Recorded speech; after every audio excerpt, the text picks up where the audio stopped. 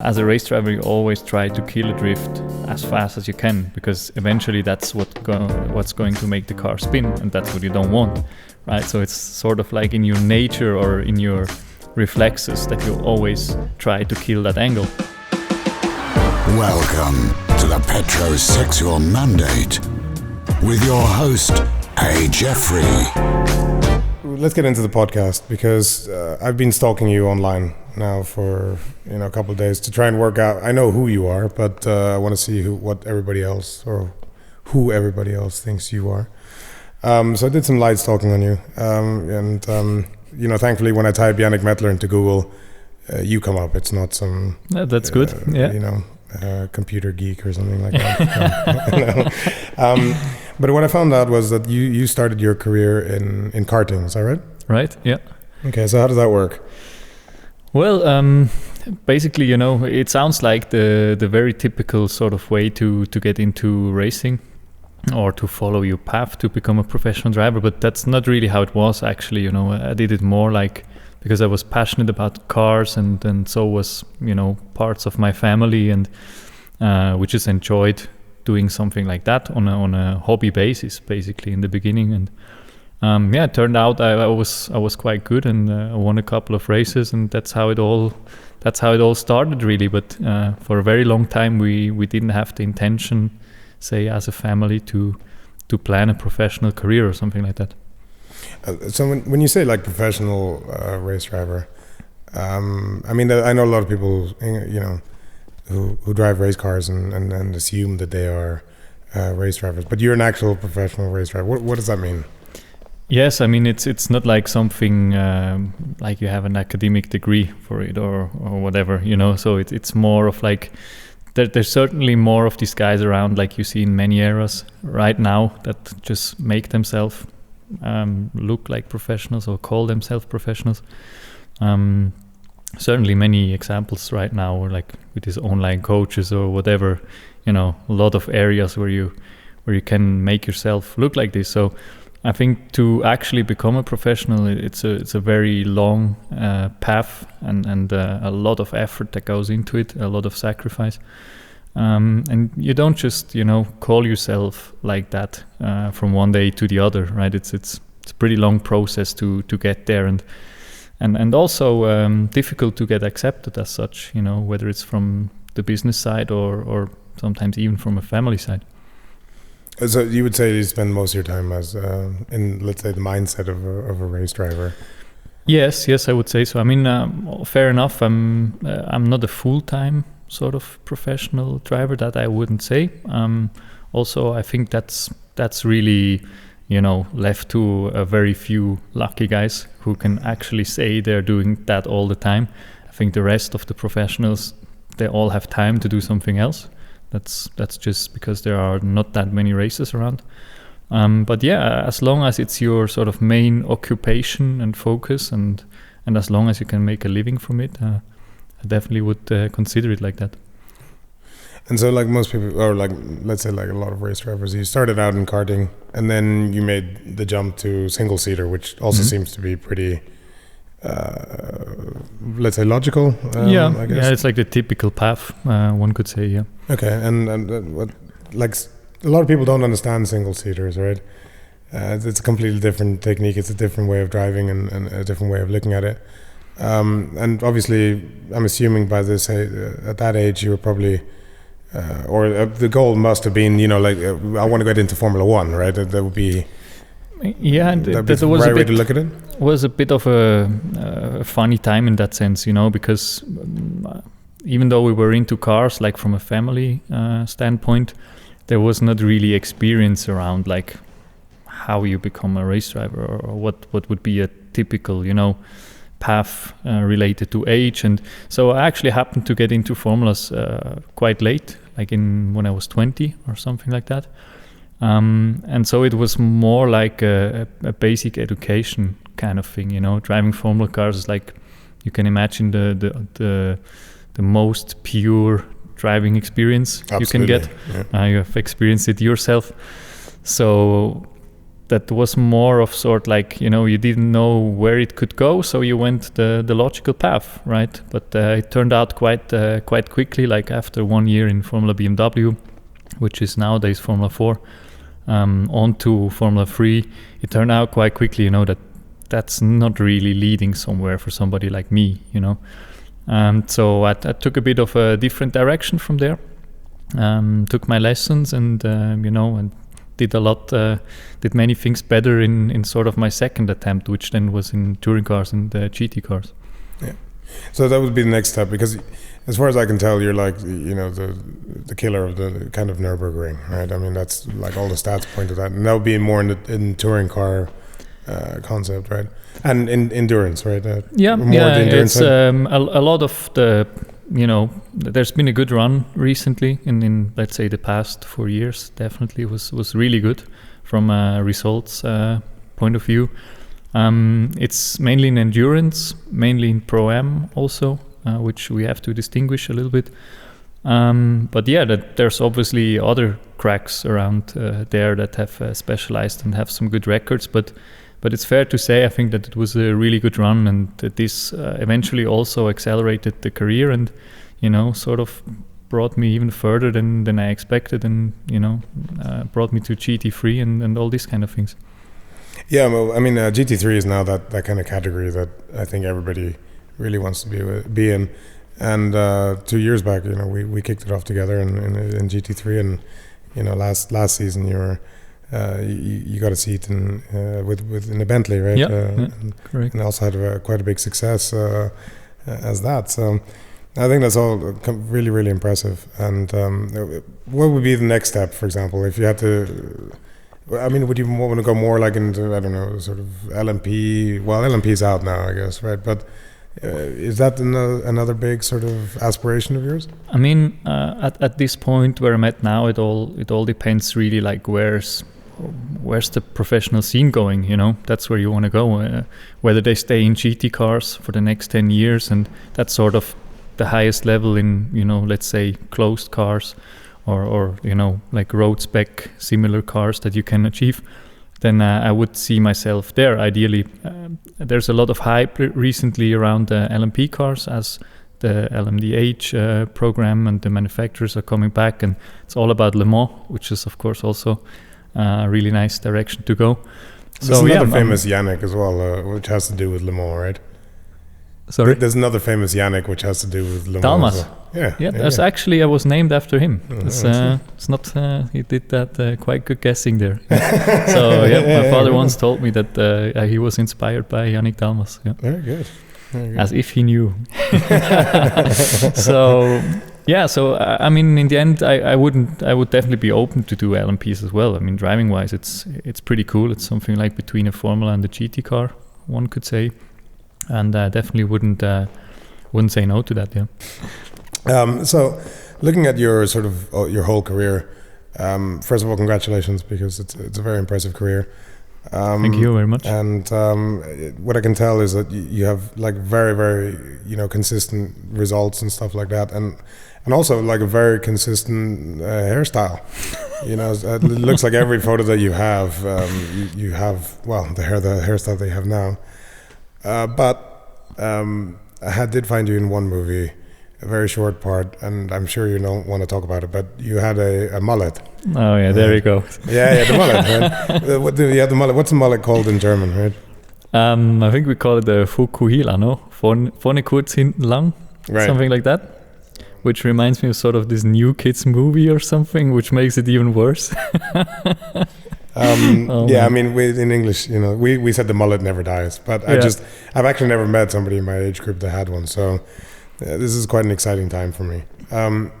We say, it's serious on the top and on all play on the back.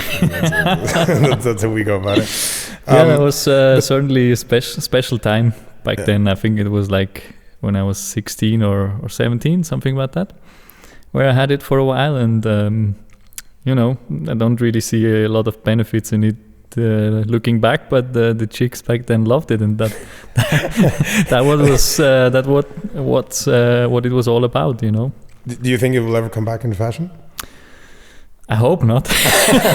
Well, I mean, there's a lot of people out here that they're still trying. They're still trying to make it work, and it does seem like something very, very Swiss. Like a lot of Swiss people seem to have opted out, for the mullet itself. Right? I think there's just a couple of guys stuck in there like forever. No, they are. And they also decided like this is their hairstyle and that's it. And for me, it was more like a trend thing.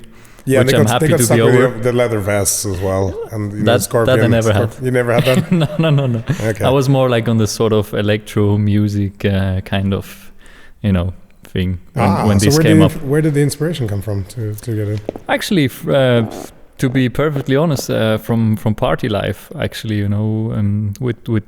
there was this music style tectonic. Coming up back then. I think it was from France or something, from the banlieue, which was a special dance to electric music. And these guys, if I remember correctly, they had this kind of hairstyle. And that was what we loved to listen at when we went out for partying back then, And at the same time, you realize it was at the time of karting where it was more like a hobby, right? Because it started to get more serious afterwards. All right. So now we got to the part where, we talked a little bit about you.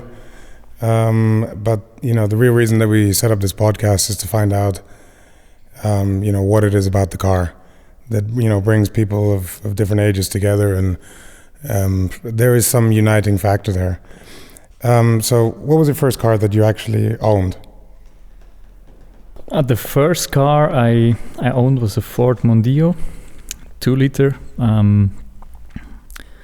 Actually an old company car of my dad.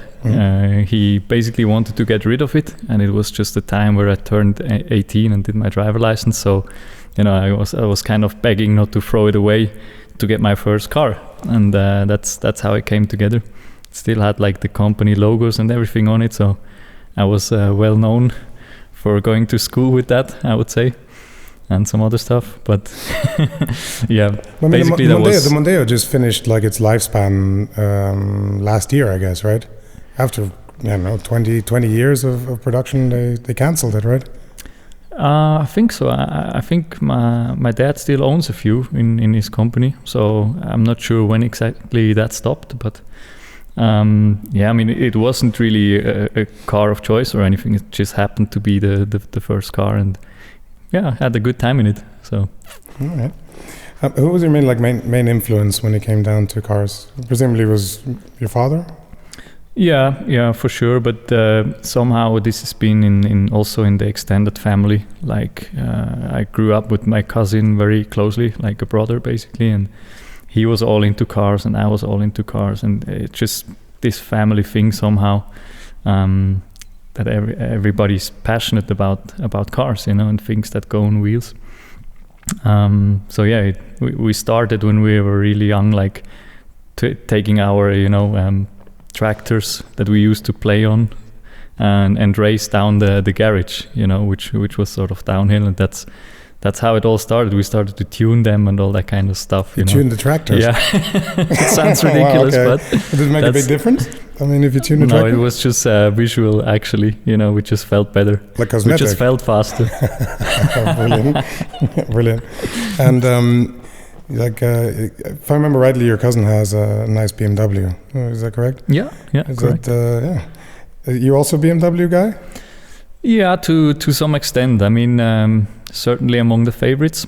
And I mean, we have one here, and my second favorite car brand is right next to it, right here behind us, which is Alfa. I think the BMWs are obviously very well known for great engineering, performance cars, and they have this German straightforward sort of performance feeling. And for me, the Alfa was always like a different approach to it, maybe a bit less straightforward, a bit more Italian way, and made with a bit more of love. It's like the mullet of the car industry. No, I wouldn't say that. But no, the charm, you know what I mean? It's just absolutely. I mean, Alfa Romeo has that long-lasting history in the name. And I knew your favorite brand is Alfa Romeo. We talked about that. And so we brought this, the 74 GTV 2000, which is sitting here in the studio. And I brought the BMW because that was obviously the competition at the time. And the alpha male is great. You know what they say? Alpha drivers. It's better to look good than look where you're going, right? Yeah, that's what people say, right? But I've owned an Alpha myself, actually some time ago, and that was more like the first proper car that I owned, or that I actually chose to own. And many people were laughing at me, why you choose an Alpha? These things are falling apart, and I was like, why? I never had any issues, and I kind of like it, and has this emotional thing, and but I know it's these rumors are going around because I hear it all the times, but never experienced it myself, luckily. I mean, here in the car barn, we've got a lot of alpha enthusiasts, and it's really strong in the heart. And a lot of people have maintained to be like a proper car guy, you have to at some point in your life own an alpha. Absolutely agree. And I'm assuming that's why they're so good looking, because they will eventually break down, and if they do break down, you can sort of sit on the side of the road and still it's my car. Look at it. It looks great. Yeah, it looks good, right? It looks good. What do you use the car for primarily, apart from racing? I mean, it all comes down like how you grow up with cars, I think. And in my case, I was more like a bit outside of the city, where there's not really good public transport and stuff. And anyway, I don't like it. So I was always the car guy, for sure. And for me, it's sort of like, it's almost a bit like another living room, away from home. It's like your environment that you're used to. And I like to spend time in the car, and I like to sort of have my stuff in the car and get around with it. So it's a lot about independence, I think, for me.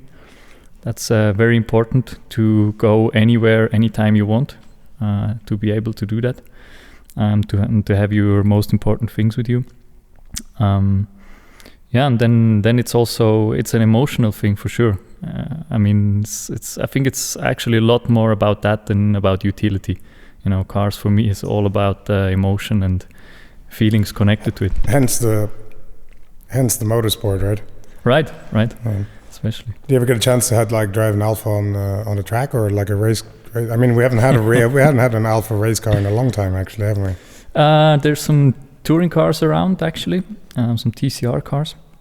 I never managed to drive that, but I did manage to get my hands on the newer versions, the Giulia Quadrifoglio and the performance car, sort of on a show run, really. And okay. I think it all comes back to what people say, the car I was so happy to drive it after all, because I was looking at it when it came out, and I just liked the way they approached it again. Because they got back into competition with BMW, where it actually belongs, exactly, right? It was a nice alternative to the M3 or M4 or whatever you like, which is already like a nice car, and it has everything you need. But then there's just this nice alternative with the Italian charm, right? So I was really eager to drive it, but unfortunately it broke down after going sideways. It only made like 3 laps, and then it overheated. So I think that's, goes back to what you said. Yeah, but I mean, we're like road cars anyways on the track. And I mean, I've done a fair amount of sort of driving on the racetrack or in a race car. And I'm assuming it's the brakes that's probably the first thing that goes. Actually not, because it had these ceramic performance brakes, which in my opinion are not really They're not necessary, yeah. Not really the solution to nowadays problems, but it wasn't actually the brakes that were overheating, so it was, I think, the differential or something with the electronic. You could just see that literally the car was version number 1 that came out of the factory, and they're probably going to get rid of these things. I mean, it is very Italian. They sort of build something like, yeah, that's fine. Like, let's get out there, and then figure it out as we go along. It's right? fine the way it is. I mean, I love the Italians. Mm-hmm. Right. So, if you spend so much time as you do in the car, there must be something that a car has carried forward, like a feature that the car has that's terribly annoying. Or let's say unnecessary. I mean, there are a lot of them. So, but absolutely. I mean, my number 1 is I just had it on the way here actually again. I think that would be steering assist. I just don't get it. what it is with the steering assisted. And to make things worse, it's always engaged by default, right? So you cannot actually switch it off. Every time you start the car again, it starts to interfere with your steering, which I don't like. So that's like one of these annoying things these days. And so your daily driver is a Golf at the moment, right? Yeah, right. Golf 8. 8, market. Okay. And because I have this in the BMW, in the new BMW as well, where the steering just kind of gets in your way, and eventually the car, you get to a construction site and the car doesn't want to be on the particular construction site and decides, let's take you off the highway or whatever stupid it does. It's terribly annoying. Absolutely. I just wonder when you ever need that. You shouldn't be that distracted for this to interfere. Well, you have to have both hands on the steering wheel for it to actually work. I mean, we can have a long rant about it, but in the end, once it interferes, it starts beeping and warning and all sorts of crazy stuff. Like you get more, you actually get more out of your concept by all the alarms and stuff, than it just helped. So, because I find the most annoying thing in cars, just in general, is the beeping. As if the car isn't aware of what I'm doing. It just beeps at you and.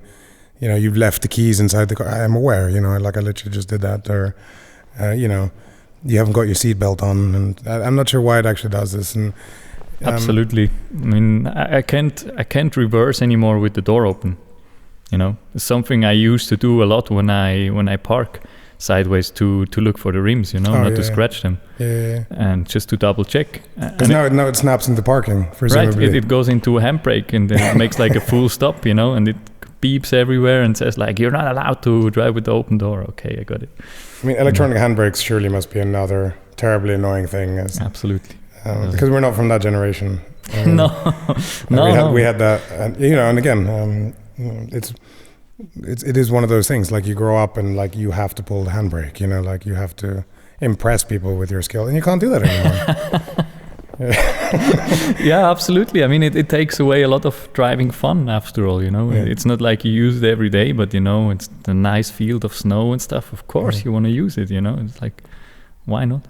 And then with the electric stuff, it doesn't work anymore. Well, how about on the road car? Is there any features that you really think this is completely, unnecessary for racing? On a race car, you mean? Yeah, on like a modern race car. Yeah, I mean, it also goes into that direction, obviously, of, because the cars the performance is going higher and higher, you have more torque, and everything is more sharp, basically. It sort of goes into the direction of compensating to that with more electronics, right, with more electronic adds. So it is something that is quite efficient in a performance way, but it takes also a lot away from, drivability and actually the skills needed to drive a car on the limit, right? You can mention things like ABS, traction control, even some sort of ESP.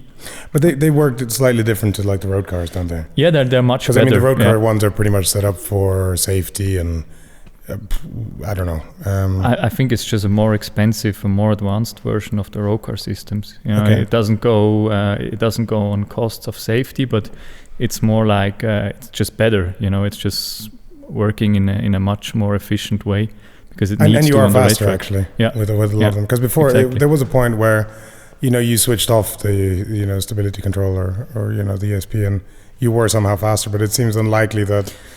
With these, maybe it's the type of car that it belongs to, right? That's a very interesting topic because if you take, for example, some of the Porsche cars, like the Cayman, they have such good electronics that actually you're not faster anymore by switching them off. So Caymans, you mean the GT4? Yeah. Right?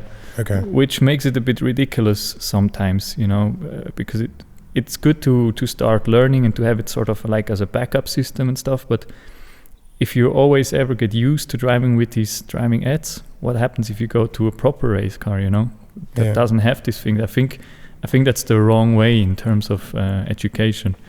It's better to have a spin in a slow car than in a fast car, right? Right. I mean, we talked about that once before. The Porsche drivers have this syndrome, don't they? Where they, the car.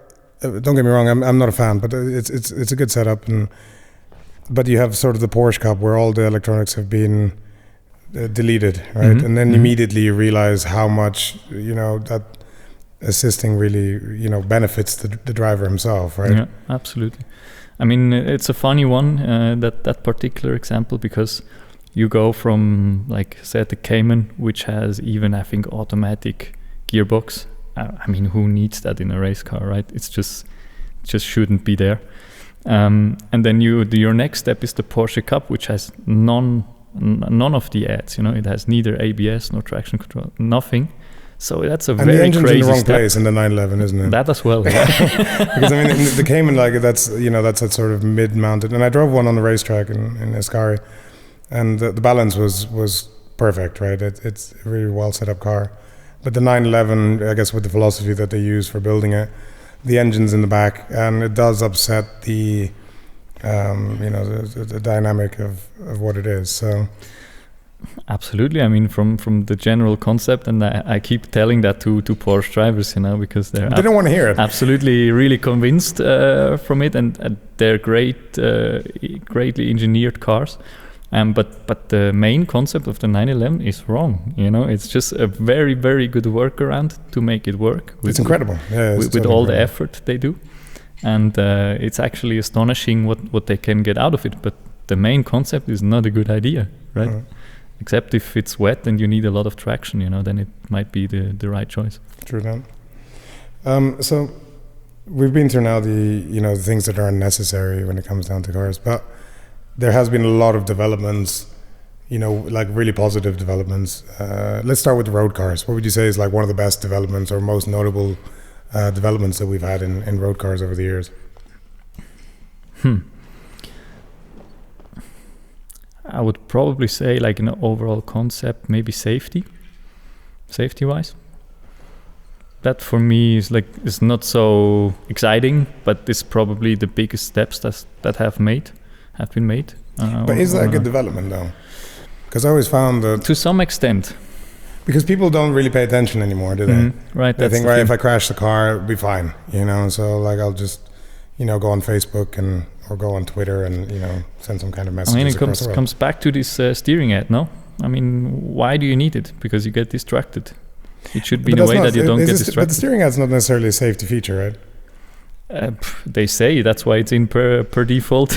But I find a lot of these, sort of safety features, they sort of make people less responsive, especially like pedestrians, especially like here. I think they look at the new cars and they think this isn't as dangerous, so I don't really have to check the road both ways before crossing it. Yeah, absolutely. And if I get hit, I'll be fine, right? Whereas, if you go in the old cars, there is a real sense of responsibility, when you take the wheel, and definitely. And it is, you do get a bit scared because you think if something does hit you, I mean, they're pretty sturdy, but I mean, the new cars are incredibly heavy as well. Yeah. You know what I mean?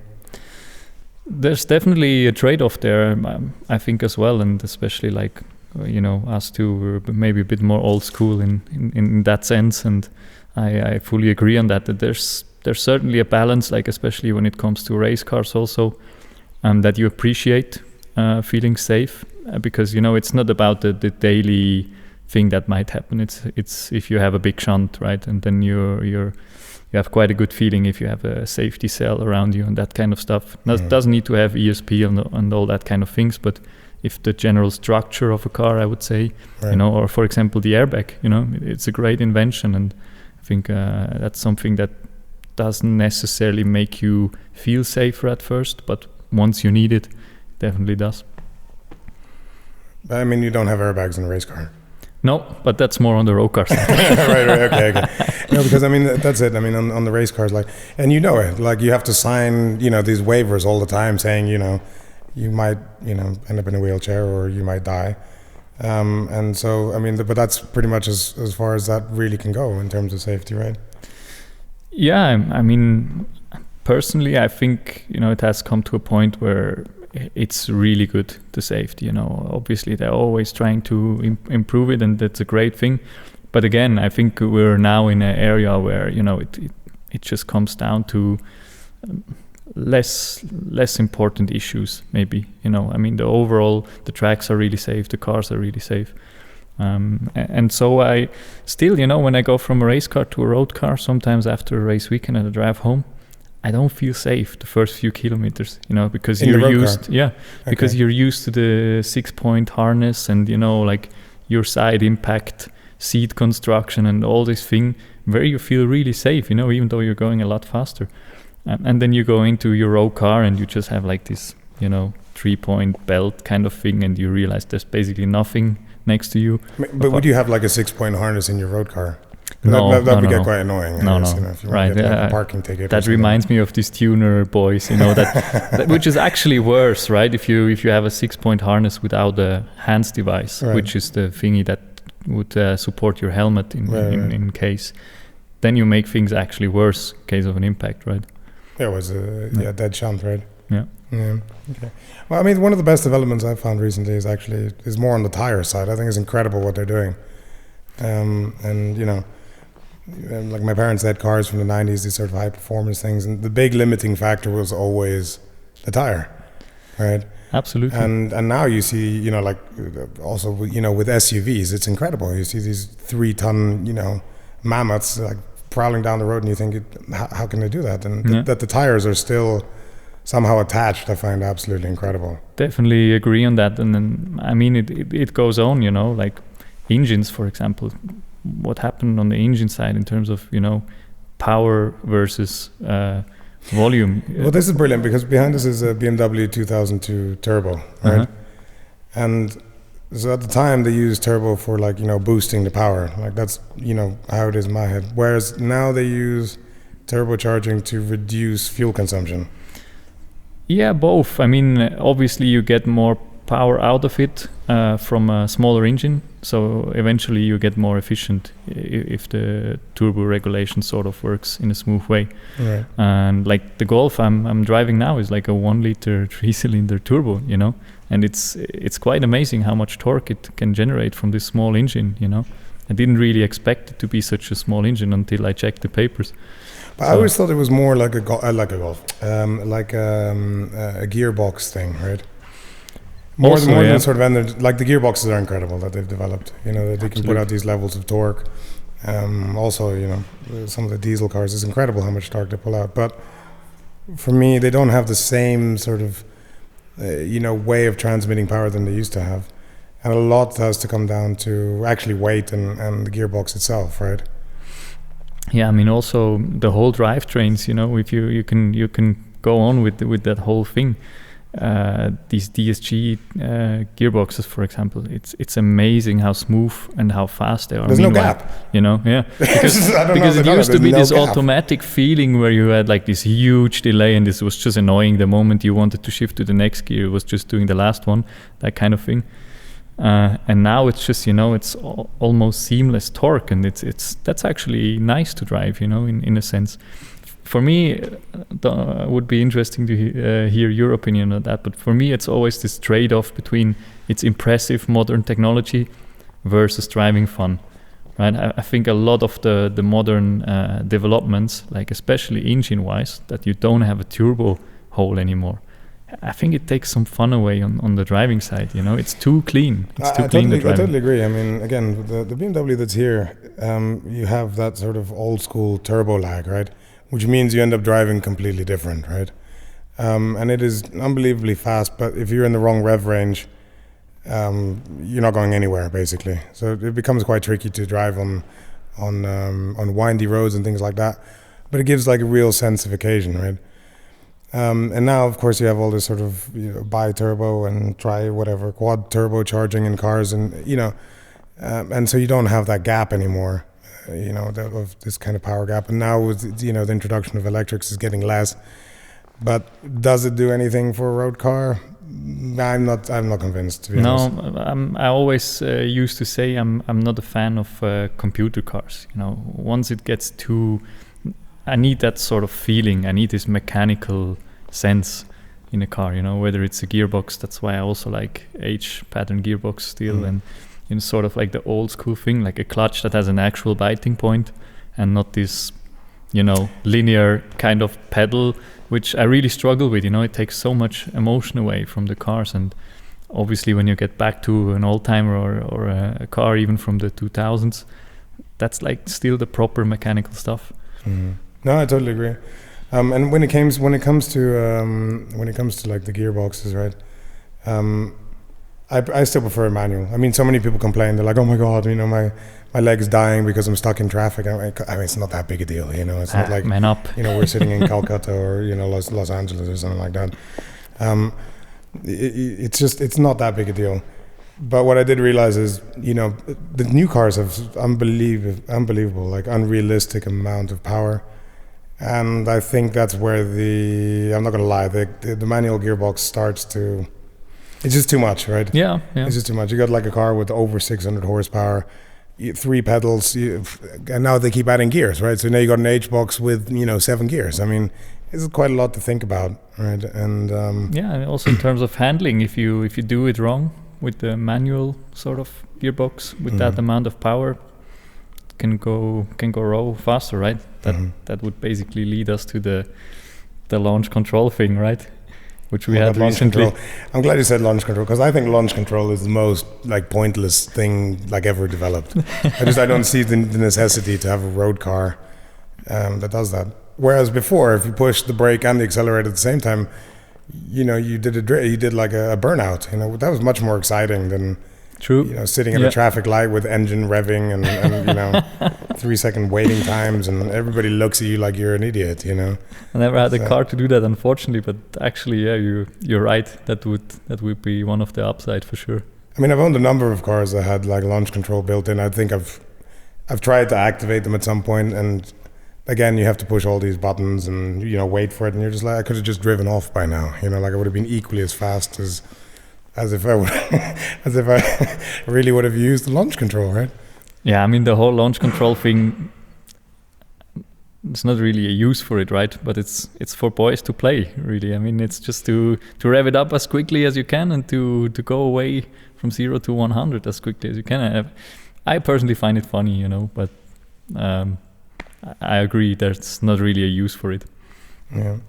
And it's always like in an optimal situation. It's always like in a sunny thing with like, not too aggressive tarmac, or no water on the floor, But of course, now they combine it with, the sort of new 4-wheel drive systems, which is another great development, I have to say, from the cars.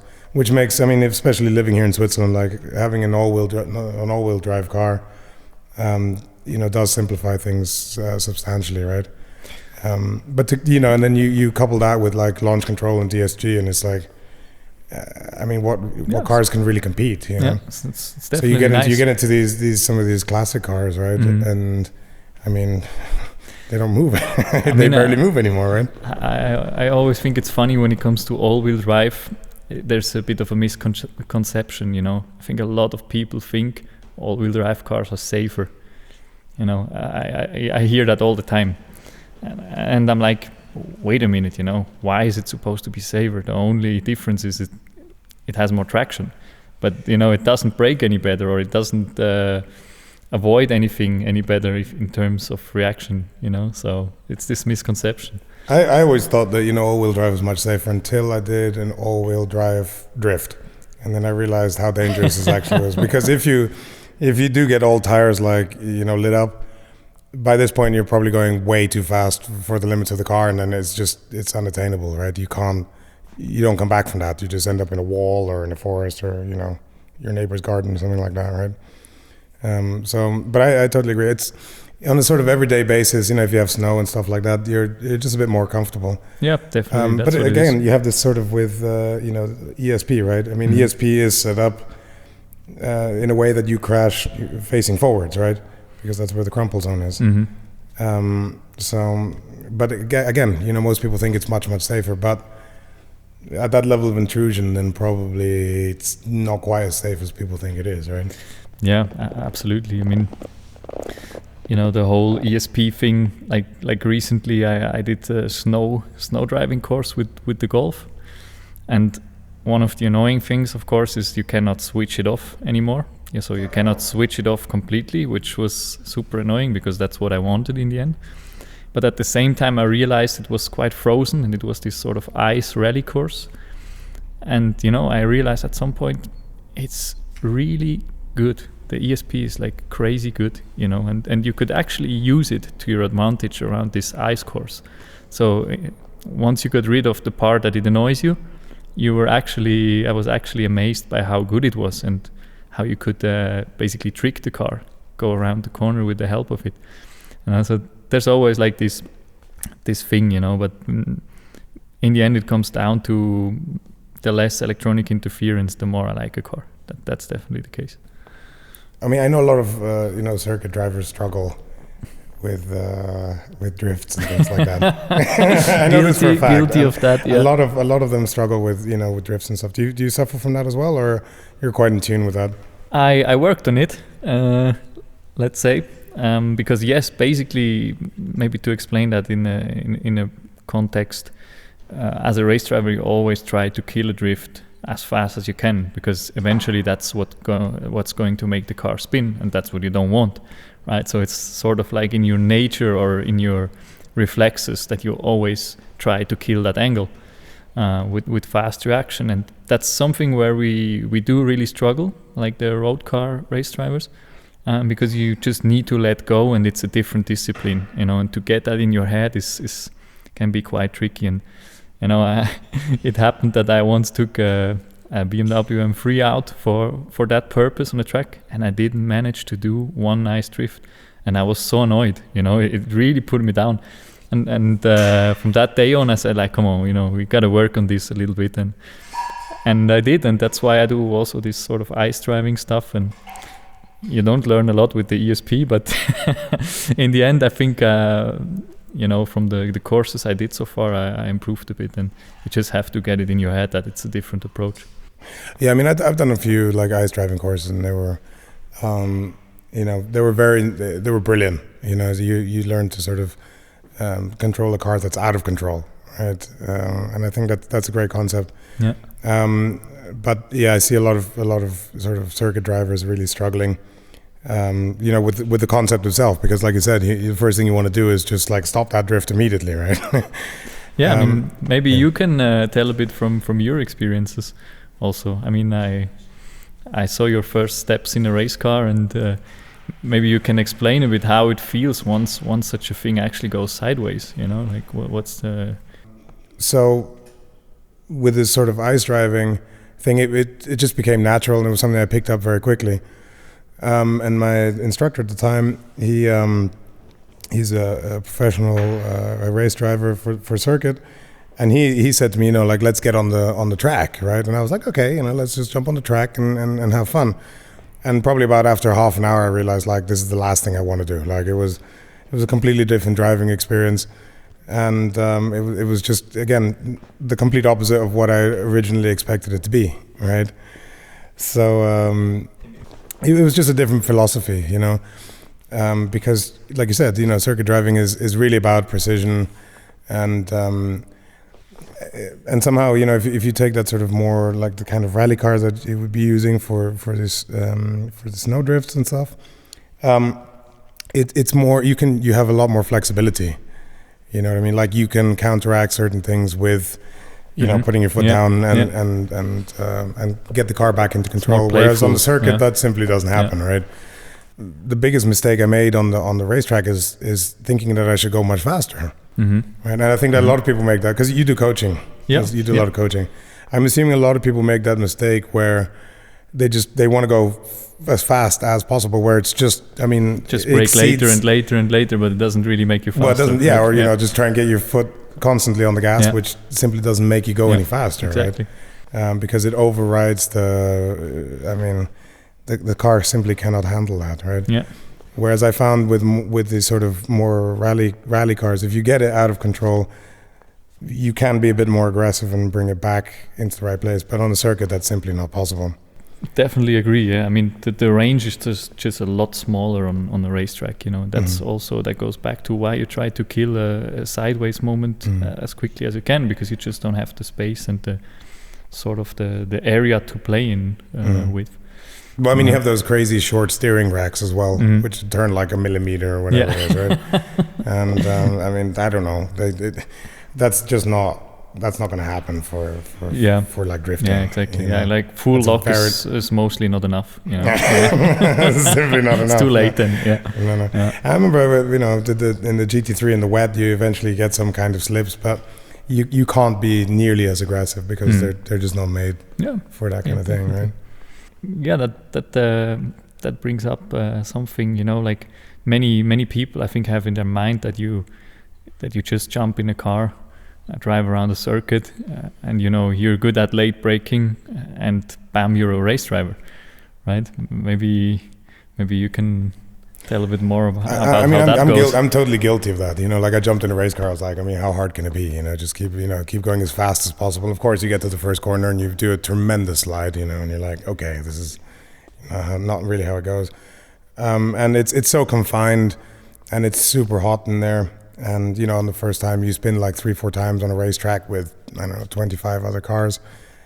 Yeah, probably about after half an hour, I was like, I'm never doing this shit again. You know, I don't want to see a race car. You know, I want out of the helmet and the overall, and it's just all very confining. But yeah, I mean, slowly, you know, after time you pick up and you see exactly where, you know, you've made your own mistakes, right? And then it starts to become fun. But honestly, at the beginning, and like I see you as if you're coaching somebody, like the chances that I would want to sit in a car with somebody on a track who I don't really know, like that part, that's done for me. So, you know, a lot of respect to you for doing that. But that must also be really unusual, right? It is definitely. But I mean, it's like with everything, you know, you get probably a few scary moments in your sort of learning phase. But after a while, you get the experience to judge people pretty quickly on the way they behave, and even before they do their first meters in the car, you know, I can already tell sometimes, like, here I got to be a bit more careful. And then it really comes down to what I also had to learn the hard way, that if you feel like this is not gonna work, you have to stop it immediately. You know, you have to go back to the pits, and even if it's very unpolite, you have to say like, sorry mate, but you know, we go to the pits right straight away. Because sort of your gut feeling is like the best insurance you have. If it doesn't feel right, if you don't feel comfortable, there's a reason for it, right? And so yeah, I was once too polite and it ended in the wall. So that was my learning, basically. I mean, you do a lot of training on simulators now as well, which I guess that makes quite a significant difference, right? That's certainly a lot more comfortable in that sense. So you don't have to risk your own life after all for it. But yeah, I mean, the whole simulator thing has become really popular for a good reason. The whole technology behind it and the way it's improved in the past years is amazing, and I use it as a training tool myself as well. So it keeps you from traveling around Europe all the time just for a test day. Can make things a lot more efficient. The one thing I saw immediately when we ran the sort of the data afterwards, I think it was much easier on the sort of simulators. You know, you have a quiet environment, and you know, trying to explain people, it is a systematic process. You know, like you have to obey the rules of, you know, physics essentially, of race physics, and then afterwards you can build upon that. But if you don't have the essentials, it's never going to happen, right? And one of the key things I always looked at was like braking, you know, like how people are applying the brakes and whatever have you, because again, it's a completely different process to drive. I mean, if you did that in a road car, I mean, your passenger would go through the window, you know. Yeah. You know, nobody wants it at a red light, you know, that dead halt, and you know, all your organs are messed up. And so when you see that very often in you know, on the simulator, on the data, you know, this sort of smoothing braking curves, and this is something that you simply have to know before you get onto a track, I think. And that was a big thing, a really great thing that I saw when it came down to the simulators, was that you can really get people into that kind of groove, because nobody told me, right? Yeah, absolutely. And I mean, braking itself is a science, you know, and in the end that makes the difference between a really good driver and an average driver, because it all comes down to the details and the braking, because it's the first thing you do going into a corner. If that goes wrong, everything else won't work. So I learned it the hard way, because I was on the racetrack, you know, and you spin a few times, of course you go into the back to the box. And I had my first engineer was an Italian guy, and he looked at the data and he pointed at it and he goes, "These, no." Well, that's a good way to educate.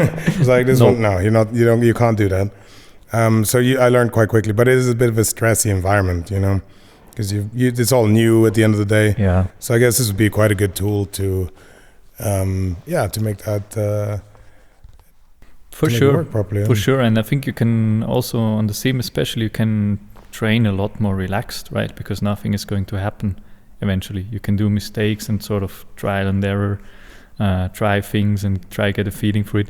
What's difficult, I think, is the perception of speed, like the actual feeling for the speed. I think that's always very tricky. Yeah, I mean the perfect example was like Paul Ricard when you have the long straight, You go down here on the simulators, is kind of nothing. You get to the end corner, the big right hand, and you think, that's fine. And then you do this in real life, and you think, okay, holy shit, this thing's it's a bit more than I anticipated. Yeah. Right? And simply because you don't have that feeling for, you think they'll ever have a fix for that? I mean, the VR goggles or something like that. Yeah, I think that's coming. Obviously it's a bit software dependent also, and on the one we use here in the academy, for example, it's not the greatest solution in terms of how you feel the speed, immersion we call it, but certainly there's new softwares coming where this is better, and especially with the VR goggles, it's almost going to a point where you can't really distinguish anymore between reality and virtual driving. I caught myself, like the first time I tried it, when I spun, I was actually sort of getting ready for the impact, and I was like, you idiot, nothing is going to happen, but my brain was sort of confused. That's how real it's going to be once these things are ready for good resolution. Yeah, and I guess you just have to turn the heating up, and then you have the full simulation, right? Get somebody to blow on you. Absolutely. All right, no, cool. Well, can I ask you about NASCAR? Because as a European, I mean, this should be interesting. Tell me about NASCAR. Not a lot of points where I touch with it, really. I mean, I used to play it on the PlayStation. That's probably the closest I got to it. Like PlayStation 1 it was. So like driving around in a circle? Actually, yes. Now that I think about it, it seems quite ridiculous. But, there's something about oval racing. There's also this misconception of, the guys just driving in circles, like in actual circles. Driving in an oval. Yeah. Right? But it's more like a circle than a traditional track, right? So I think it's pretty tricky, and I've never done it. I would love to, but from what I heard from some friends who tried it, or like in an IndyCar or Indy Light, which is insanely fast, needs quite a lot more balls to do that than drive on a traditional track. So because if you lose it there, and the rear gets like super light apparently, and you have to go to the wall in a certain angle and whatever. I think it's the same, like you said, just with the simulator. On the sim it all seems fine, and then you get to the actual speed and you're like, oh, holy, it's a bit more behind it. Because here in Switzerland there are people who have what are they called, NASCARs, stock cars, I guess. In Switzerland? But they drive them on actual circuits, so not like on the, because we don't do oval racing here, right? No, we don't do any racing. We don't do any racing here. Yeah, no, so absolutely. So I mean, why isn't racing allowed in Switzerland? I have researched a bit some time ago when it was all about deleting that law basically, or trying to get rid of it. I think it was in 1955 where there was an ugly accident in Le Mans. Which back so not then, even in Switzerland. So no. But back then it was really this time where cars went up in flames all the time, and that particular accident, it killed a lot of spectators. That was like the main concern, and I completely understand it back then, but it sort of just never.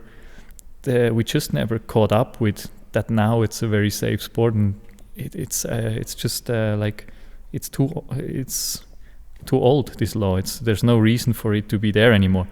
And because hill climb is still allowed here, right? So you still have hill climb events, which is that's even more dangerous, right? It gets more and more ridiculous the more you look at it, right? Karting races up to 125 engines is allowed, Hill climb is allowed, which is sort of a tradition, but of course much more dangerous than road circuit driving. And even we had a Formula E race just a while ago, like 2 years in the middle of Zurich. That didn't seem to bother anybody, because it was electric cars, and a lot of people complain. People just wanted it. A lot of people complain because it took a long time to set that up here, and we all thought it was quite a good thing until we realized it had nothing to do with anybody in the racing. It had everything to do with people in electrics, but nothing to do with people in racing. But you hang on, you were driving at this time as well, weren't you? Right. I was there at the event doing taxi laps, actually, in BMW i3. No, not i3. What's the bigger one? The 8, I guess. i8, yes. Sorry about that. The i8, which was quite a fun experience. Driving through Zurich with 180 or whatever it went. It was quite cool. I was like, never be able to do that again, right? Yeah, once in a lifetime for sure. And also the event, I think it was like 150,000 people coming, so like a huge thing. I didn't expect that. Obviously, it was already criticized in the beginning, and I found it a bit weird that we can have a race with electric cars, but none of the others. But at the end, I still appreciate it because it sort of brought people back a bit to that whole racing thing, and showed them that the law maybe is not shouldn't be there anymore, and I thought like it helped in that sense, but yeah, apparently I was wrong, because even though it was electric, people didn't like it too much. Well, I mean, they had that that big sort of problem with traffic, and I mean, it's sort of the usual crew of people are just not happy about anything, But I do find it amazing, that they will host like a marathon, which brings nothing to anybody else apart from the people doing the marathon. Or like the Ironman or something like that, right? But then you have this electric thing, and you're like, okay, it's it's part of an entire circuit, and people are like, no, we don't want this, And I always thought it would just be because of normal race cars are way too loud, right? So I thought that's why they wouldn't want something like that in town. Actually, it depends. If I look at modern race cars like GT3s with silencers and the way you have to run them, it's not that loud anymore. It's almost, apart from outside Europe, some places it's become quite sensible. Even the race cars have to be somewhat silent these days, and especially with the turbo technologies, it gets less aggressive anyways. But this is the other thing that a lot of people simply don't realize. They think, oh my god, the race car is so loud, and our ears are going to bleed, and this kind of nonsense. But the rolling sound of a tire is already like it's like 90% of the entire sound. Yeah. So you take away the engine sound, and then it just sounds like some elevator going around in circles. Yeah. If you ever stand to a highway and you realize you don't hear any engine sound, you just hear tires, right? Yeah. Tires and the wind being the air being moved, basically. Yeah. The air resistance. Have you done any racing with electric cars? Are you allowed to speak about it? Yeah. As far as I know, not like probably not on a professional level. It was more like a project kind of thing back at the university, where they built this Formula Student, like the first electric race cars actually that you can think of. That was quite some while ago. I think 2011 to 14, something like that. And I mean, it's basically like a go-kart from the size, but it's a fully built race car with a carbon monocoque and that kind of thing. So that was quite impressive, actually, especially the latest version. I think they did a world record in acceleration, 1.7 seconds from 0 to 100 or something like that. This isn't one of those like marketing techniques that, electric cars use. Yeah, for sure it is, for sure. Yeah. But it was still impressive, the world record they didn't do with me. I was too heavy, so they put a 40-kilo girl in it or something. But in the test runs, I got to drive it, and it was, the acceleration was in such a way that you barely can breathe. Yeah. So that is about the only thing I found really impressive about it. The rest, honestly, I'm not really convinced overall.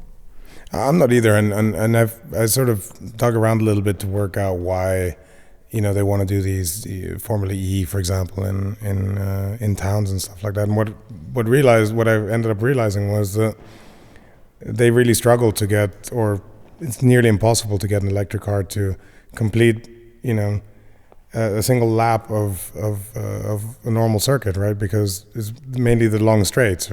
So that sort of continuous power, full, like 100% power for extended amounts of times, simply can't handle it.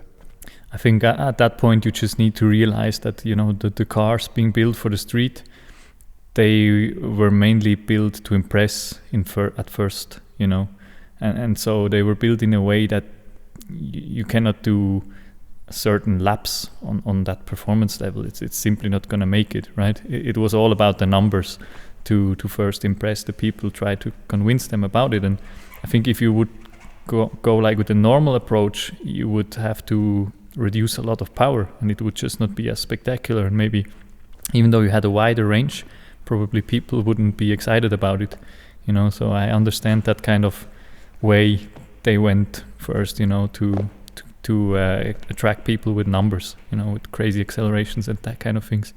We can pull down, the acceleration times tremendously, but I just wonder how long that's going to be a novelty for. You know what I mean? Yeah. I think there's going to be a limited amount of fun to be had in there. For me, it's simply I can't do these kind of journeys that I would normally do in an electric car. It's simply not going to happen. So I'm not super convinced about electric cars necessarily being the future. I always opted out more for something like the hydrogen engine. I think it's a combination, no? There's not like that one solution for whatever the purpose is after all. But in any way, I think if everything runs on the same technology, there will always be a problem with resources. It's just too many cars and people, right? So I don't know. I'm not against electric cars, for sure not. But for me, it's definitely not the end solution. Okay.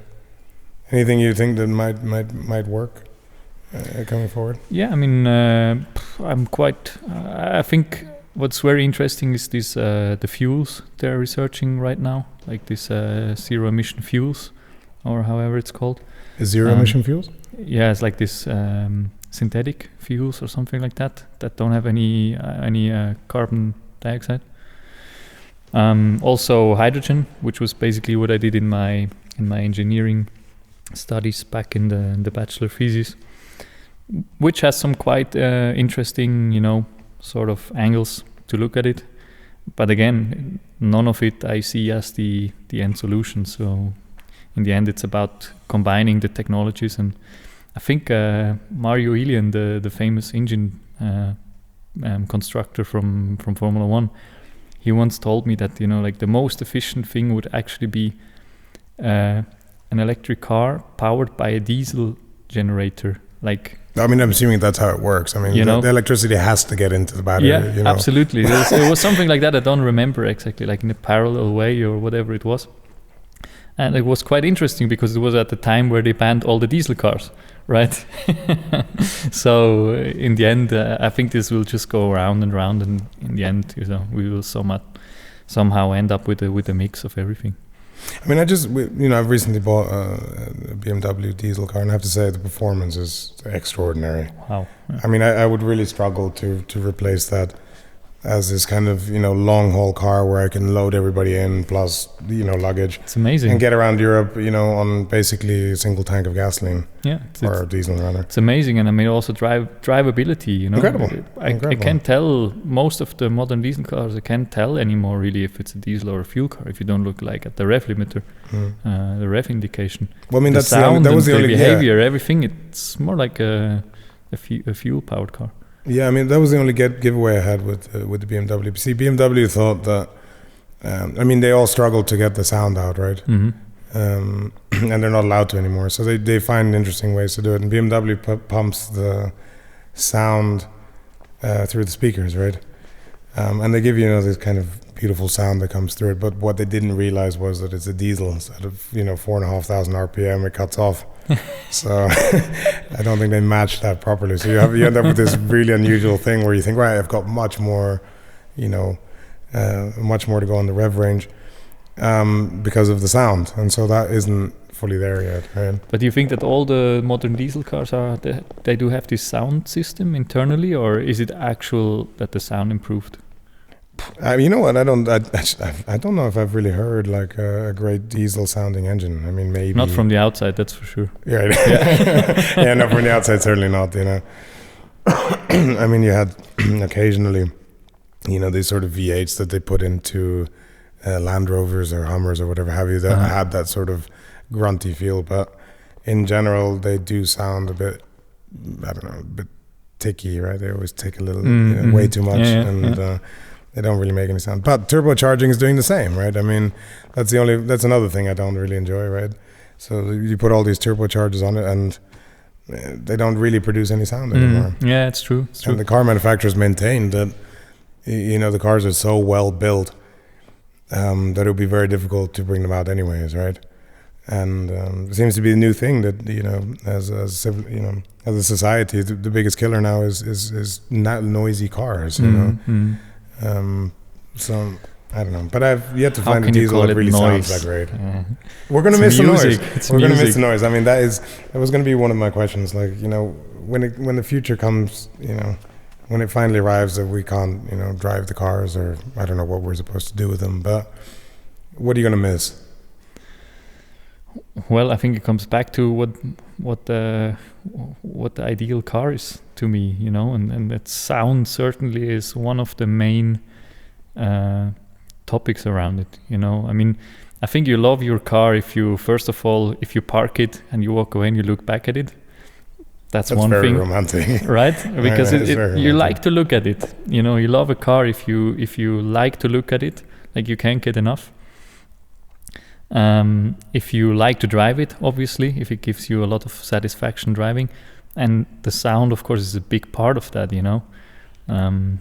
Like for example, I still own a motorcycle, a 600, which I haven't used for like 3 years because I'm not supposed to drive it because I could injure myself and so on. But sometimes I just take it for a little spin just for the sake of sound, because these things sound so nice, and I can't get rid of it because I am absolutely addicted to the sound of it, and it's sort of, it goes on to cars, obviously. I mean, you have to distinguish between a daily car, for sure, maybe that you just use day in, day out. It's not that much important. But if you take a car purely for the purpose of fun, the sound is absolutely essential, and that's where I struggle a lot with electric cars, to be honest, because you hear the gearbox. Well, great, it's an ugly noise. Do they even have a gearbox? I'm so confused. The transmission, at least, okay. It depends on the car, obviously, but or you hear the tires screaming, on the braking. It's just not nice, Or wind noise. Wind noise seems to be a big thing with electric cars. It's not the end of the world, but especially for a daily, but it's just an element that to me somehow is really important, and I know I'm kind of a dinosaur in that regard, for sure.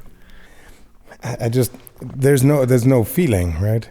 It's I mean, and you must have this, for example, being into racing, and I had this for a long time. There's this idea, that you buy cars according to the numbers. It's like, oh my God, there's so much horsepower. Oh my God, there's so much torque, and it's it's the fastest and this and that. But what they don't really tell you is those numbers not really adding up to anything, right? And now you have this unusual thing, where a lot of electric drivers, they have that, acceleration. That's all they have. So I don't think that. I'm not sure that's the way that I would compete about it. They're always like, it's much more power, much more efficiency. And I think maybe if they, if it was sort of modeled in a different way, then perhaps it'd be a lot more interesting. Now the number game was I was never really into, to be honest, because in the end it's a package. You have like cars that on the number side are promising a lot, and you think like, wow. And the minute you try it, you're like super disappointed because the brakes are worth nothing, you know, or the suspension is just a disaster or whatever. And there was one good example actually on that side, you know, going back to the Porsche topic. You know, like the GT3 RS is a great car, right? Even though it's based on the completely wrong concept, it's still a great car. And then you is it a good road car though? Yeah, road car. It's definitely sort of this vibe that also you would buy a Lotus, right? You don't buy a Lotus as a daily. You want to have this feeling of like this raw sort of, you know, you want to hear the gearbox and the engine noise and all these mechanical things. And if you like that, yes. But it's definitely more a track day car, more a sporty car, I would say. But the funny thing is, going back to the numbers, that if you look at the GT2 RS, which was so hyped, you know, and it's got a turbo and it extracts so much more power and all these kind of things, and then you drive it on a track and you realize it's not nice to drive, you know, because on the track it's got too much power and it's got too good brakes, and the tires can't handle it anymore. Right. And it's just not fun, you know. The package is unbalanced, and so you would rather take the GT3 actually, which is funny, I think. And one of the things I always find is particularly in this kind of aspect, you know, is that people think that they want a racing car for the road, right? And I've been down this path as well, where you think, right, you know, have to have this, you know, race car for the road, when in reality that's exactly what you don't want. Like realistically. And you know, like the 911 GT3 RS and that, you know, their target, or people who can afford them, tend to be a little bit, you know, getting on a bit. And you see them sometimes, you know, driving over bumps and stuff, and you think, God, this poor old gentleman, like his head's gonna come off, you know, like driving this thing around. And it's simply because you want to have, like, you know, you want to have the race car for the road. But again, it's a big misconception. Like, you know, it's a dentist car, no? It's a typical dentist car. It's like the first. That's a Porsche Boxster. Porsche Boxster is the dentist car. It's like the first nice sportive car you would imagine as somebody that has nothing to do with cars. Yeah. Right. That's my view on it. Yeah, I mean, probably it's, you know, they're bought primarily on, you know, on this kind of figure basis, right? It's more about the figures than the emotional side of things, right? But I mean, I've got a GT3 race car. And the last thing I would want to do is like bring that anywhere near a road. I mean, I can't think of anything worse. You know, it's too loud, it's too wide, it's super uncomfortable. And the idea of, like, you know, starting this thing up to go to work is like, forget about it. You know, that's just never going to happen. Absolutely, it's definitely not what it's made for.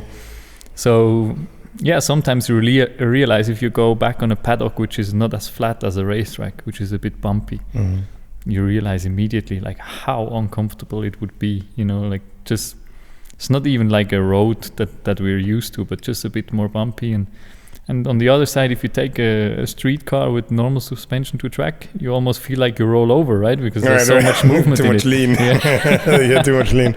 I've been with the G-Class on the racetrack, and I promise you I'll never do that shit again. It was a long, long time ago. Where, you know, this sort of traction control wasn't as aggressive as it is now, because I think they realized that's what the problem was, and it was exactly the thing. I mean, you have this feeling like, oh my God, this thing it's just going to flip, you know. And of course, with the old cars, you have the same kind of feeling. So we like to tinker a little bit with the suspension to get that a bit more form. But the other misconception is exactly that, you know, like. You see this in a lot of new cars. They have the sports button, which firms up the suspension you don't need that for the road. You absolutely don't. And you think, all right, you know, it's raining and all this crap, and you think, well, it makes it even worse. You know, like you want to have a little bit of a softer setup for these kind of things, right? Yeah, fair enough. I mean, the only reason I use this sport button is for the sound eventually. Absolutely. Right. Absolutely. So I don't really care if it's a bit stiff or whatever. Again, that's a number game, I think. I think it's a number game as well. I'm not sure it's making a big difference, even if you take it on the track, you know? No. I don't think it's making a difference at all. You still feel like you roll. But I guess it is, you know, the idea that, you know, you've pushed something and now, you remember the movie Taxi, you know, how it just completely transforms a car. And for sure, I mean, it's an emotional thing, and it probably is for somebody a bit younger than myself. But I guess by this point, I can't. Why don't they just set up the car? Why do I have to, you know? You guys are the experts. You know, you get into BMW and, like, the customization things are just endless and endless and endless. And you think, well, why didn't you guys set it up? And just you have to keep in mind that, of course, not many people are privileged to experience a race car, right? So I think in that sense, it's quite a difference, and if you like sportive driving, I sort of get it where that comes from, right? But I mean, can you adjust any of those parameters on a racetrack, on a race car? No, it's just different, It's just, that's what I'm saying. Again, it's like for a completely different purpose, and it I think it puts a new perspective on everything after you've driven a car like that, whether it's the braking, like you mentioned, or the suspension or whatever have you. Because I mean, like carbon ceramic brakes, they managed to sell thousands and thousands and thousands. Also a great thing. Based on the idea that, it's a development from the track, and it's the ultimate thing, and no, that's not the case. That's simply not the case. Because I mean, the GT3 series, you're still using steel brakes, right? Right. And I mean, they don't want to put carbon in there for price reasons, and obviously because there's different, It would be another candidate for like the most pointless carbon ceramic brakes sort of upgrade that came in the recent years, because especially on the road, there's like absolutely no point for it. You never get into the heat zone in terms of you never get the brakes to that temperature where they actually have a benefit. In fact, it's the opposite. If they're not in a sort of heat range there should be, they can be worse if they're cold, than steel brakes. So it's really just this thing, like you think you're buying something really cool, and I think it's just marketing. And I mean, they look cool, definitely. I agree on that. They do look good. They look super cool, but the sort of cost regarding to benefit, in relation to benefit, is like out of this world. I think the best thing that they could probably do to prove that is like, have a car with carbon ceramic brakes and put it through a car wash, right? Yeah, that's how they should sell them, and then see how many people really want that. Because one of the worst accidents I nearly had in my life was as a result of that, because I didn't think about it.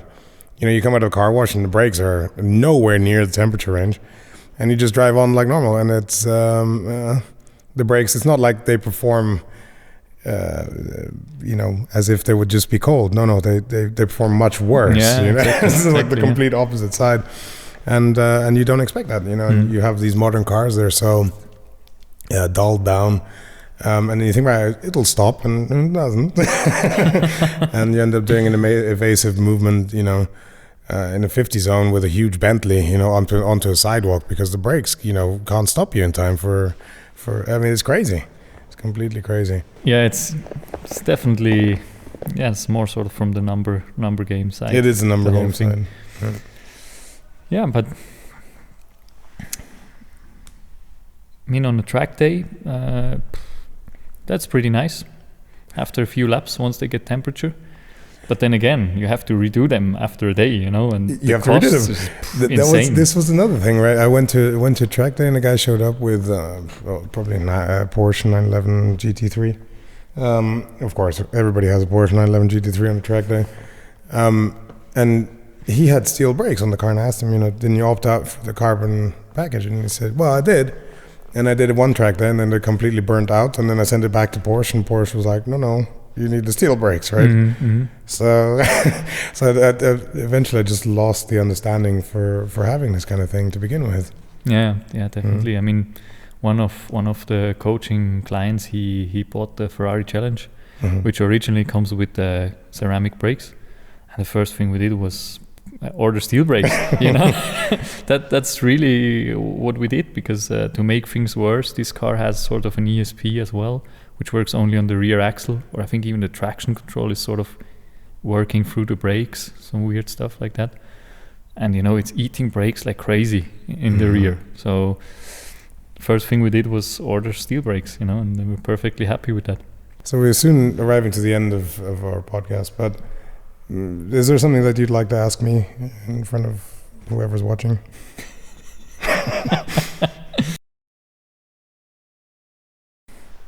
Christ. The first car I bought with my own money was I bought a Golf R32, so a V6. Nice. And I have to say it's probably the car I regret selling the most, because there was something about it. It was quite pure. And I always liked the Golf. There was something brilliant about it. It's, to me, the standard as a car. And anything above the Golf is like a plus, and anything under that is not a plus, right? But that one was particularly nice. It consumed gasoline at a tremendous rate, but it was a great car. And I sold it because I thought, there must be something better out. And sure enough, around about this time, turbocharging became the new hype again, and then all the emotion was gone from me. One of the last things I asked you to do was to please bring me something that we could share with the people here. So we have in the car barn an area where I ask people to bring stuff in, and I thought it would be quite funny if you bring something for me and I would bring something for you, and we'd let them sit together. So would you like me to start, or would you like to start? I don't mind. I can start. Please, go ahead. Yeah. I decided to bring 2 things. Shoes. No shoes. No, the helmet's fine, but no shoes. Jesus. Wait. You have to hear the story behind it. So that's basically the helmet I used in my first karting race. So as you can see, it's like a motorcycle helmet. So it wasn't like one of the proper ones, but I still took the time together with my dad to paint it from the design of my idol, from Ayrton Senna. And that's the helmet I did my first races with. And moreover, it was also my helmet to go to school, like on the motorcycle. So everybody really knew me for that, having this helmet, and driving somewhat back at night through the city sometimes, or whatever have you. So it had a lot of memories. You can see it's been fixed a couple of times, and just a lot of history. And I thought it will find a great spot here in the car barn. That's absolutely brilliant. Also wrote something on it for oh my god, it's the first Petrosexual episode. Exactly. Thank you for having me. Oh, that's really super honored sweet. To be your first guest. Thank you so much. Thank you so much. To add a bit more, like from the racing side, these were the shoes I wore when I won my first F3 race, which was like one of the milestones in the early career. I still have them for some reason. I can't use it anymore, but I think they fit here perfectly. So it's time to pass them on to me. You're giving me shoes, old dirty shoes. We have the same size, so go for it if you like. Thank you so much. I also have 2 things for you as well, which I know you know, but one of them is this. This is a trophy that I won at Le Castellet on the 13th of April 2019 in a GT3 car. I came second, and my teammate, happened to be you. Right? Great memory. That was a great memory. We had a great start to the season.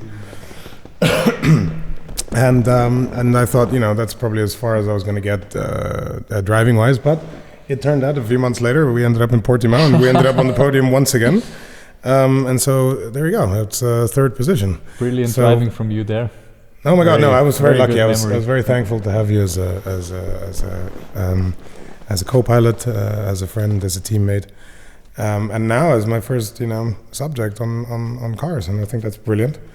And all of this stuff will go down together onto our shelving. Nice. And fits well. Thank you so much, Yannick, for that. And obviously, the last thing I must do, since we've been drinking, I must confiscate your car keys. Okay. And also with my car keys as well. So I wasn't gonna drive home anytime soon anyway, but no. You can come pick up the car tomorrow. So there's a little tray in the middle, and that's for you. You can do that, and that's mine. And we can continue to have safety first. We can continue to have a drink and continue the chats. And I look forward to the next time. Thanks a lot for having me. It was a pleasure. All the best. Thanks very much.